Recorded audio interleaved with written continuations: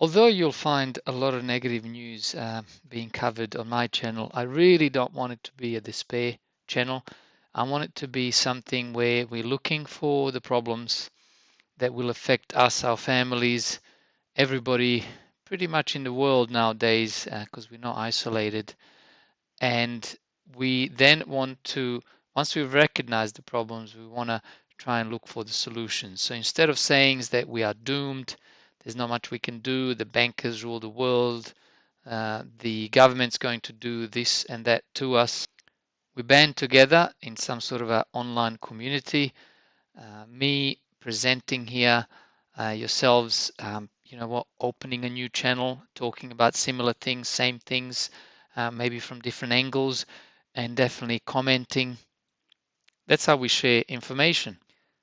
Perfect example for that is this black economy measures limit on cash payments. Now they all of a sudden want to tell us that only criminals and terrorists use cash, although the cash has been used forever. Um, and they want to ban transactions of $10,000 or more to businesses. So, what sort of a car, say, you can buy for $12,000? And it's not that much of a money to go to the bank and um, cash out to go and pick up that car from a dealer.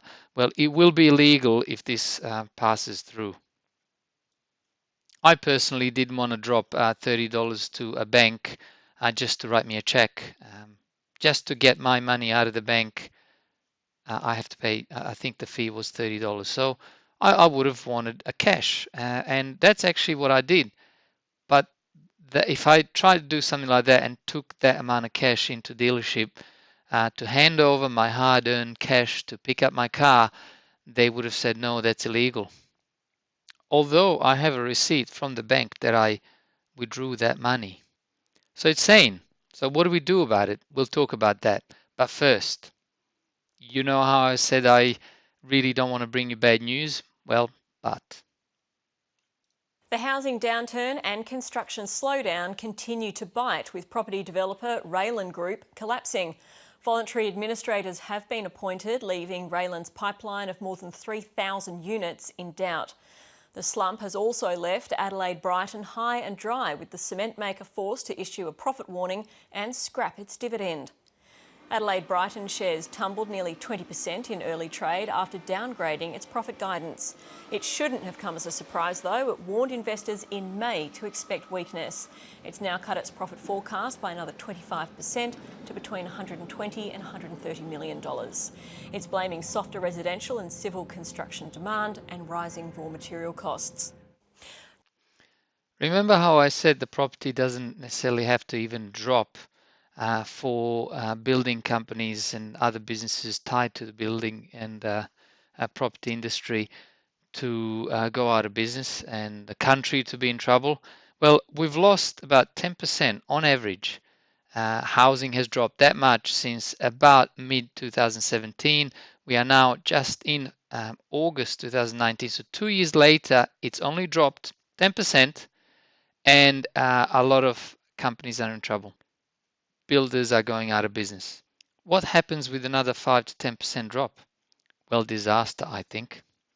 Oh, by the way, and before you say $10,000 is a lot of money to be drawing cash from the bank to go and pay someone, may as well do it different ways, wire it, use a credit card, deposit into the bank, all these other payment methods. So why would you do it?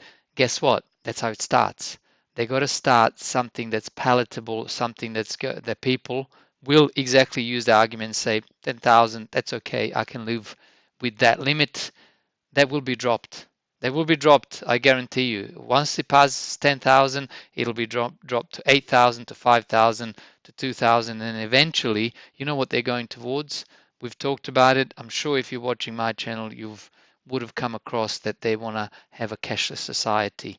That way, they will know every transaction that you use, they will know where it's gone, who you paid, and how much.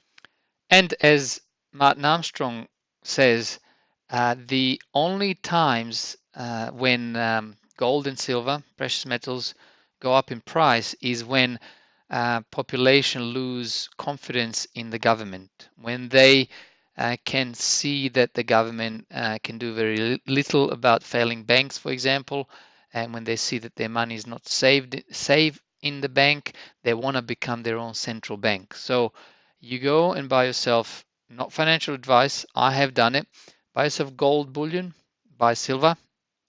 Don't go all in, go about 5% of what you have. Just buy something, think of it as insurance. And one day, not too far away, in my opinion, it may end up being a very smart move and a good investment. Because think about it, if you want to put money away from the bank, you can draw the cash, not the best thing to do. You can go and buy one of these overinflated assets like housing. You really don't want to do that as per my current recommendation. So what can you do? You can buy as little or as much silver or gold as you want, and you can take the money off the table, out of the system, into your own hands. And you know what? If gold and silver stay exactly the same price as they are in 5 years' time, so what? You still lost nothing, but you were able to sleep at night.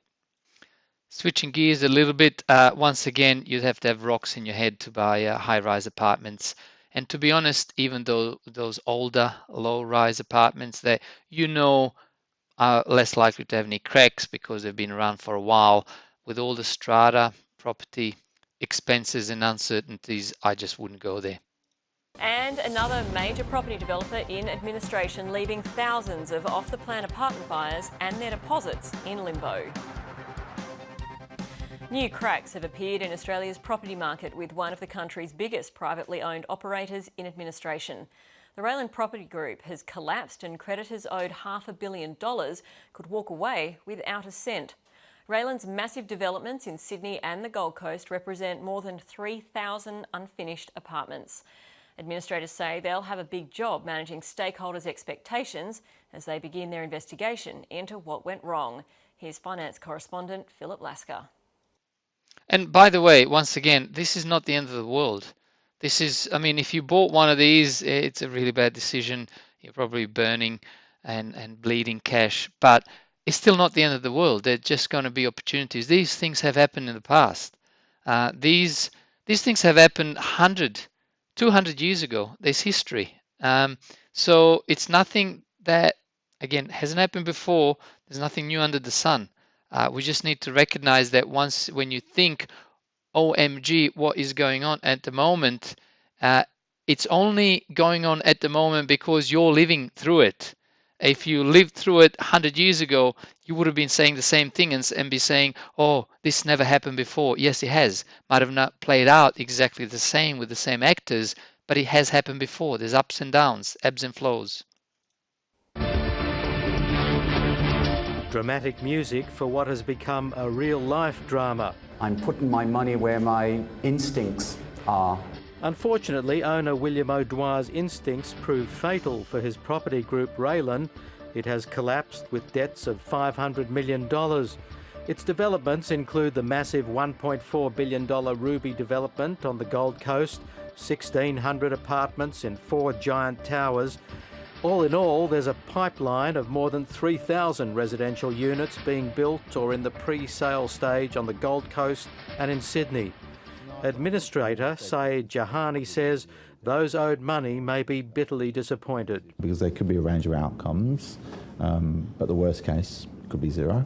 Property buyers' deposits usually go into a secure trust fund, but many of Raylan's buyers opted to release the deposit to the developer.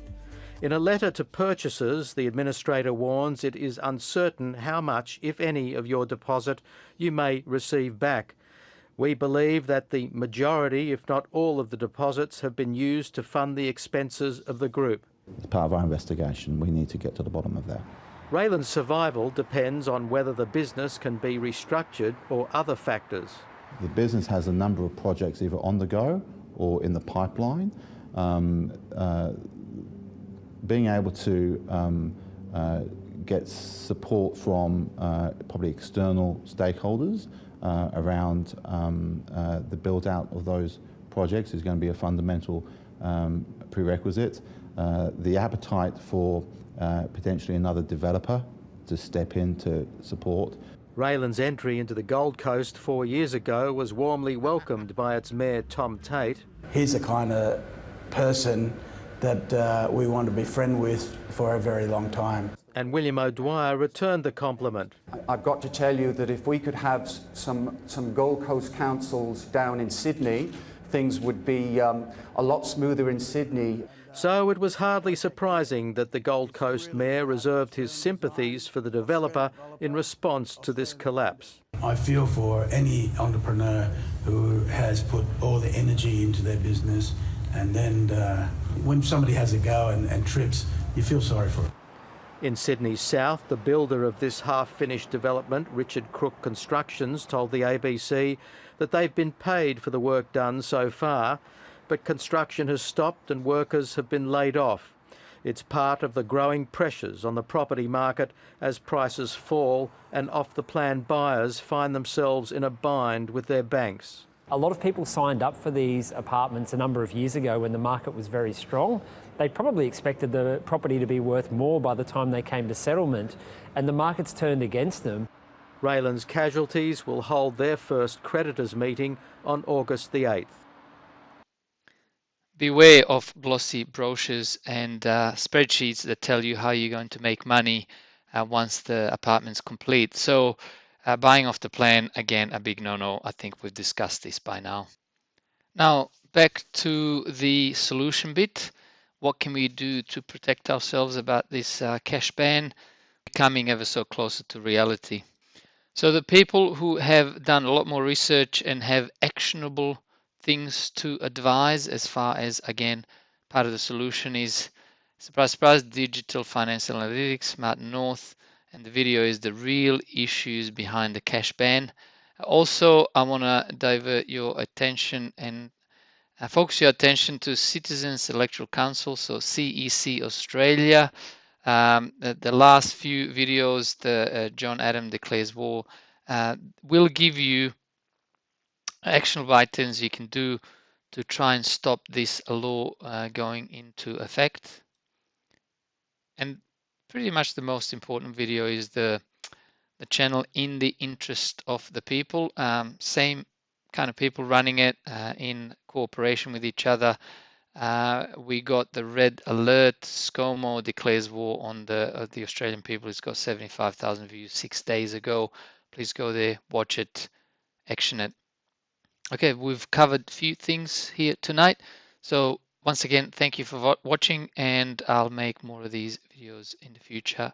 So stay tuned. Thanks again and take care.